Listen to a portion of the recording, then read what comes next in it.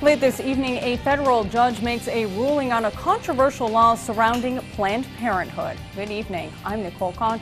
Thanks for being here with us tonight. A federal judge has blocked part of an Indiana law that cuts off public funding for Planned Parenthood of Indiana.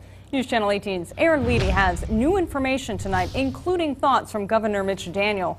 Aaron, what does he have to say about this ruling? Well, Nicole, good evening. Governor Mitch Daniels said before this ruling was made that whatever decision came out of it, he would respect it.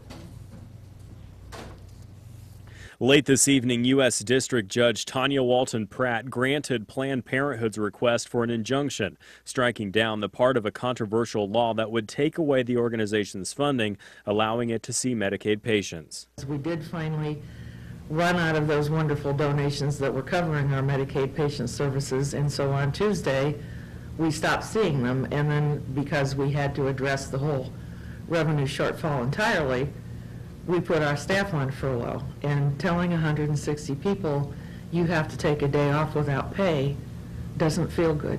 Recently, the U.S. Justice Department filed a brief siding with Planned Parenthood, saying the law would also restrict those on Medicaid the freedom to choose their health care provider.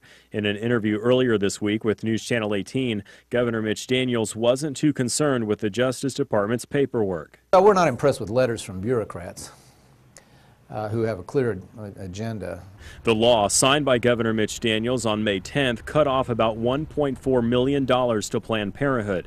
The state had argued that federal law forbids Medicaid to cover abortions in most circumstances and that the program indirectly funds the procedures. Our entire focus as the executive branch of government is to see that every single Medicaid client receives every service they're entitled to. Cochran went on to say the decision will have immediate positive consequences for Planned Parenthood patients.